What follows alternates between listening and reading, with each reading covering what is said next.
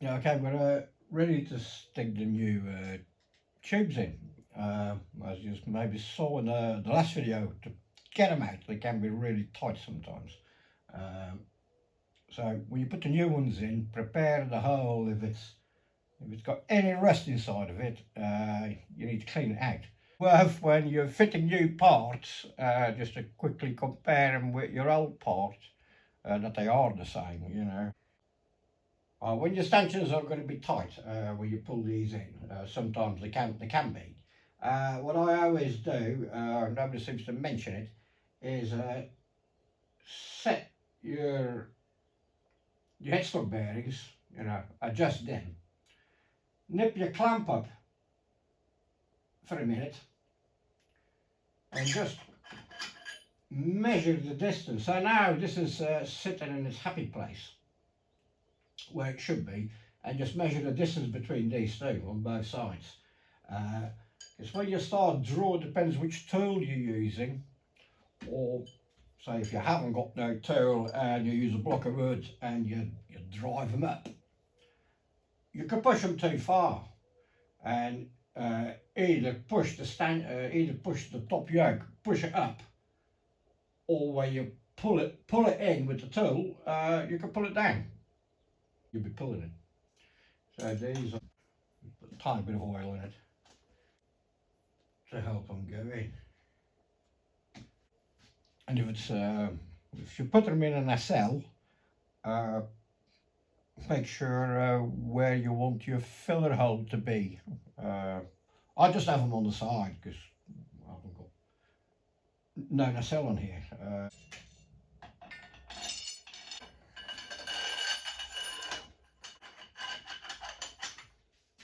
Can when they're really tight, and I think I made this last time I put the stanchions in, because they were so tight. Just make some in the correct distance from here and pop it on.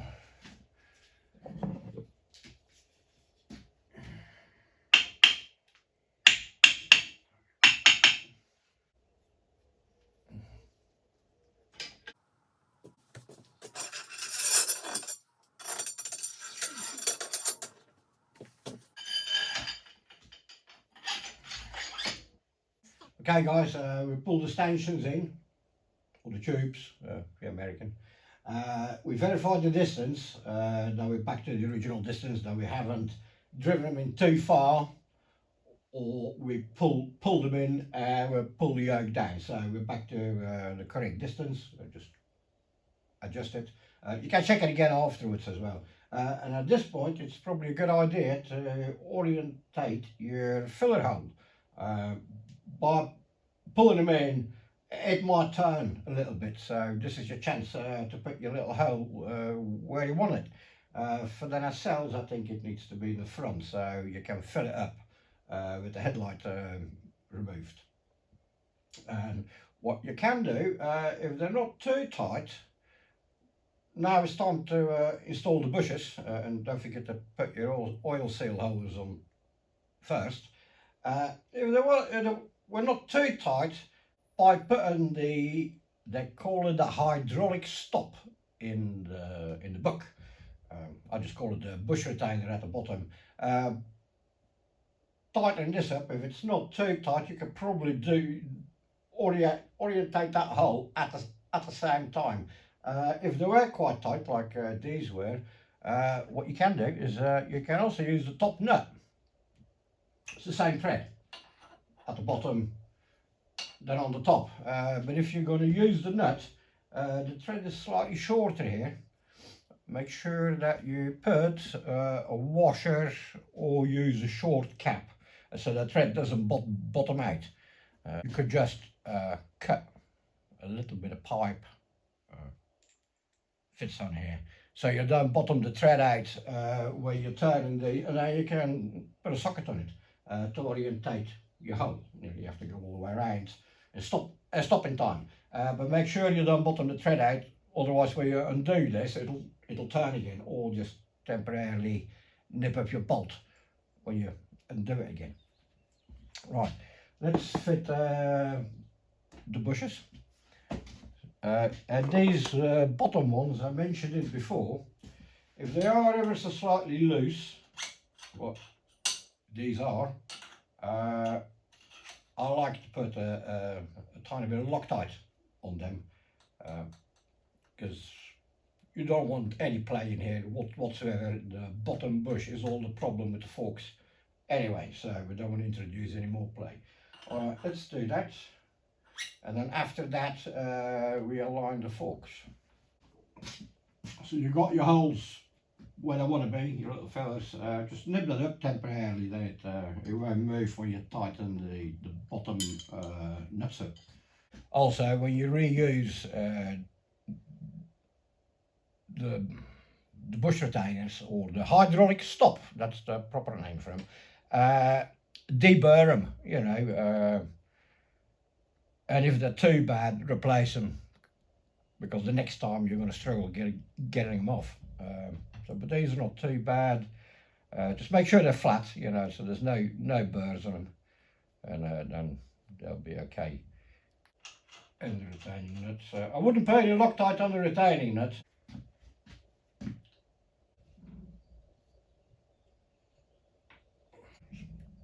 Tighten them up temporarily, because otherwise it might move again. Or if it moves, keep going, and make sure your little holes in the right place.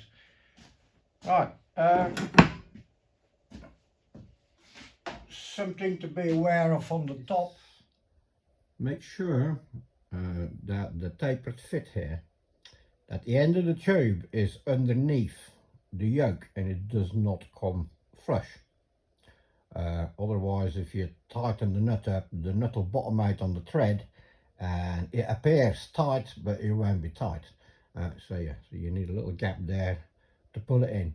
It is just tapered fittings. If the diameter of the tolerances are ever so slightly wrong, it moves up quite a lot. Be aware of that. And the other little thing is your stem nut. You might see a little gap under there. That is totally normal. The stem nut needs to be slightly longer than the thickness of the yoke. The yoke underneath here, or the 333 in American, is not finished flat underneath. So it is the stem nut that sits on the bearing cap, and that tiny little gap there, that also allows you to adjust the headstock bearings without disturbing the distance of your 333s or your yokes. So yeah, if you see that tiny little gap there, that is perfectly normal. It has to be slightly longer than the thickness of the yoke. So the yoke is not sitting on this bit, it is the end of the nut that sits on there that makes contact. Alright, I just want to point it out. Alright, thanks. Okay, my videos are slightly long, but I'll just try to pass the knowledge on what I know about these things. It's sort of worth knowing, so that's why they're quite long videos. Alright, that's good, and we haven't forgotten our oil seal hole. And we can adjust headstock bearing. The Triumph book says it should fall to either side of the bike. So this is a little bit too stiff. So basically, when we did it before, we just nipped them up a little bit too tight, and then you just bring it, just to make sure everything's gone home, and you just bring it back a tiny little bit, and there we go.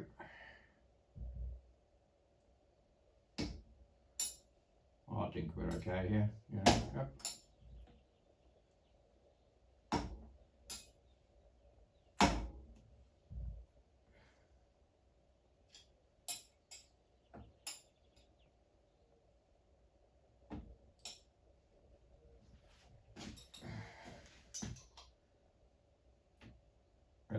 That's good. Now we can nip the pinch bolt. Not too much yet. Right, and now we're going to align the forks. I like to align the forks on the stanchions. It's more accurate than doing it on the legs, because this is a more perfect surface. You need the plates. Have we? Yeah, the bottom. So slacken the bottoms back off again a little bit. Here's my flat plate.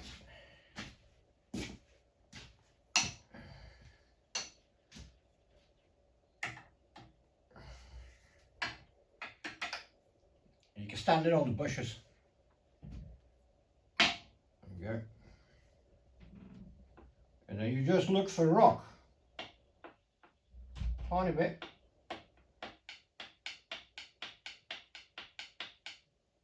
You just give the bottom yoke a tap.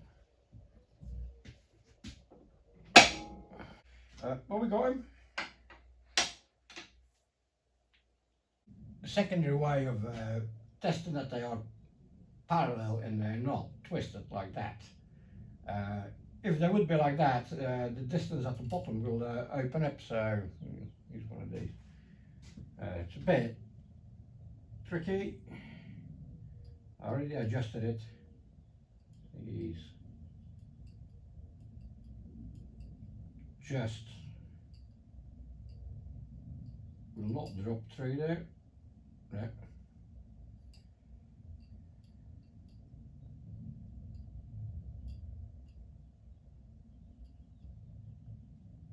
They will just not drop through there. So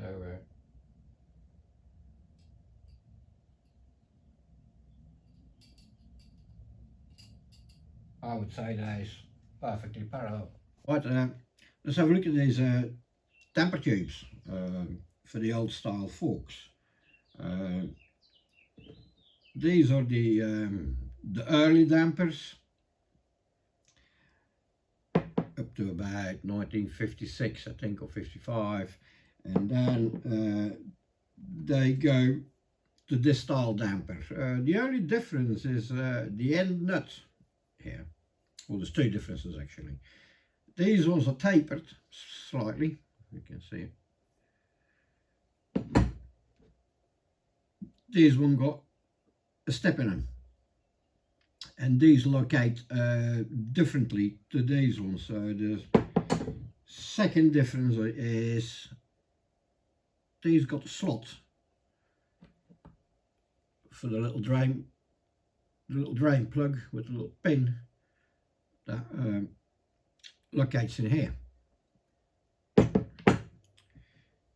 These ones, they I don't know why, they should have a little hole in here, like a little blind hole, and they are for this type of leg with the push through spindle, and it just got a little dowel in here just standing straight up, and the damper rods locates into that. So for either system, this one or that one, when you put the damper assembly back into the stanchion, you need to feel for it till it clicks in. So when you put the bolt in to tighten the damper up, it's not sitting on top of the pin or on top of the dowel, because well, it'll leak because it won't seal properly. So you have to push the leg up and turn it and play around with it till you feel it click in. And then if you have got a bit of play on your spring, make sure that you hold the leg up whilst, or hold a bit of tension on it whilst you're screwing the screwing, so you don't lose the position again. So yeah, that is that. And first, got no idea these have not got the little hole in. I've been through the parts lists, they all should have it. I don't know why these have not got it. So these ones just rely on friction of this not spinning around whilst you put a bolt in. So it's also worth, before you put them in, just make sure that your bolt is a nice fit. I mean, these are it's a different type of bolt, this, but otherwise it will spin around and you might come unstuck, taking it back out again. Yeah, a nice fit. Sometimes these little pins can snap off, or they're not there, you know, if it's an unknown quantity. We talked about it before in the dismantling. So if you're using the old style dampers in these legs, you can't use this little drain bolt, because the end sticks up and there's no location for it. So you've got two options. It's either just fit a little drain bolt without the pin and then just rely on friction to tighten the nut up. Yeah, we've got nothing to help you. Yeah, to do that. Or and that's what I'll be doing, is I'm going to modify these. I am going to cut a slot in these, same as this. They're gone with these things. Funnily enough, I tried the radius on here. It fits perfect.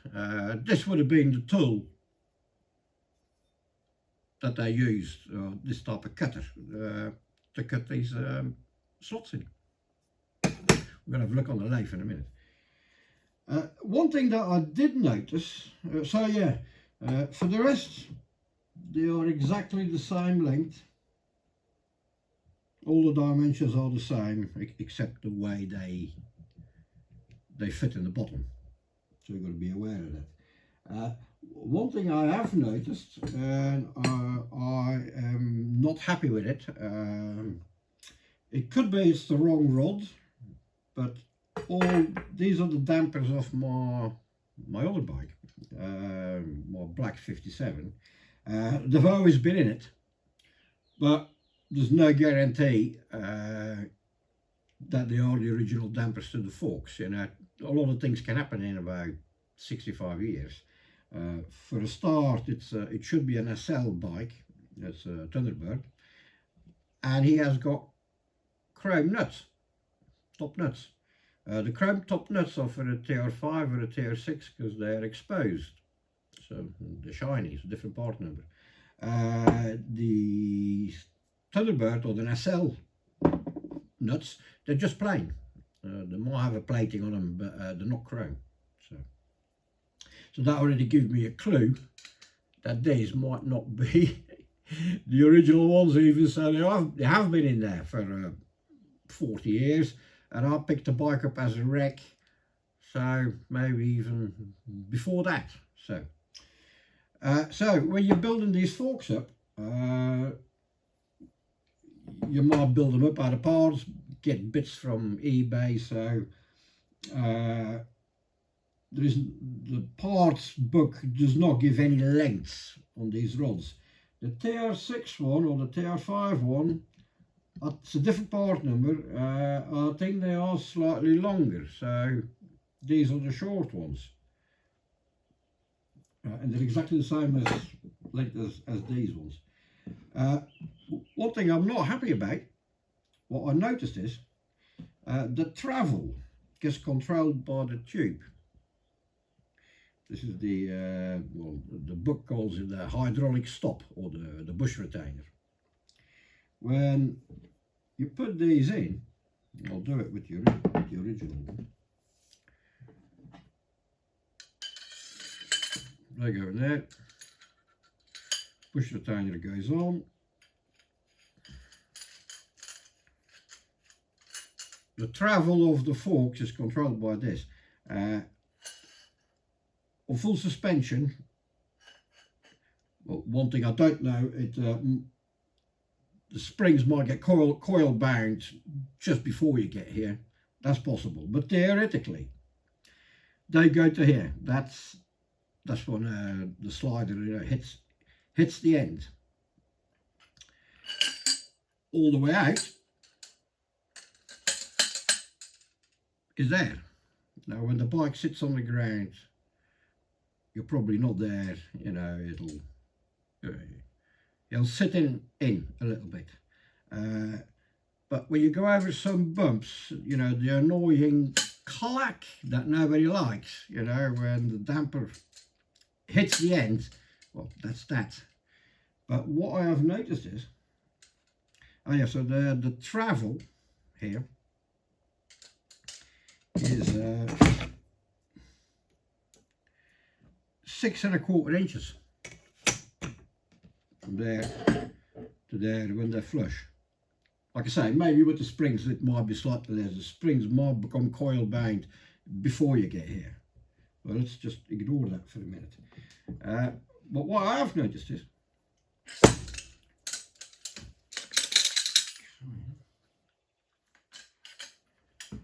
so the end of the thread here, he sits about there. These screw sort of flush with the nut. So the nut's about here, and then you get a tiny little gap. The stanchions are slightly under the yoke, so I would say call that 15/16 that they stick out, or 1/4 inch. Let's just drop it down a bit. There we go. So that would be something like that. When the forks come fully out against the stop, this is already here. This can still move a bit further down, so I'll pull it now. See, it gets flush. That means that when the damper hits the stop, the one-way valve inside the tube hits the end of the tube at the same time, and I don't think that should be like that. Because years ago, these dampers from a black bike, it snapped the end off. And I had to make another rod for it. And funnily enough, Weems Motor Co, I think recently, he did a video about forks and dampers as well, and he obtained a damper from somebody. Also, it was broke, so he had to make a new rod.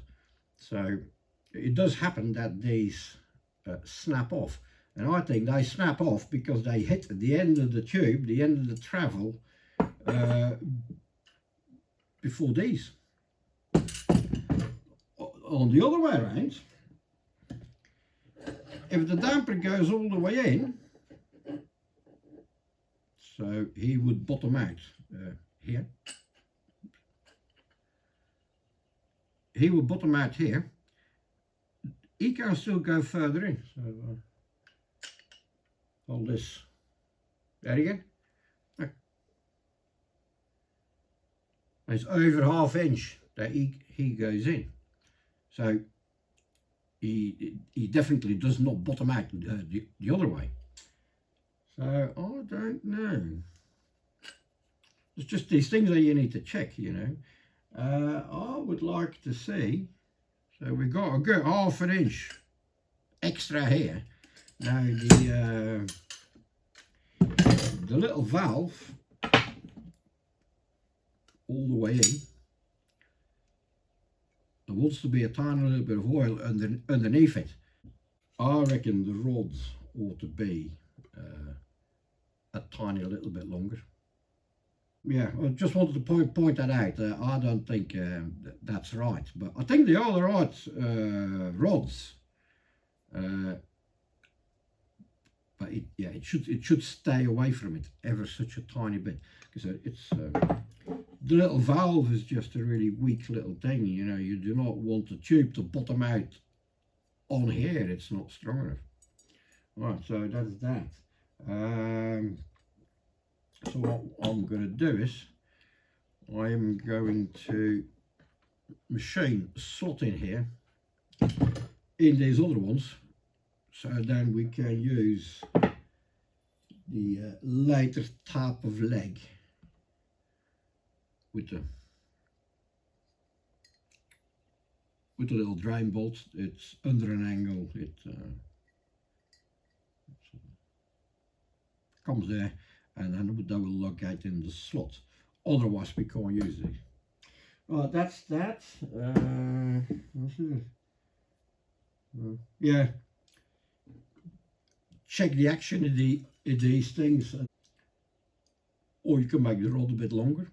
Not much, just a tiny bit. So at least, so it'll hit a stop, and there is still a tiny little bit to go here. Doesn't have to be much. It's just like it needs to hit a stop first before you get to the end of the travel on the rod. Yeah. So we'll do that. Well, let's go and have a look at the lathe, the old South Bend to the rescue, and get some of these slots. So yeah, so the radius is correct. So the slot needs to be 380 deep here, or high rather, before we break into the hole for the thread. And I think we got the right angle.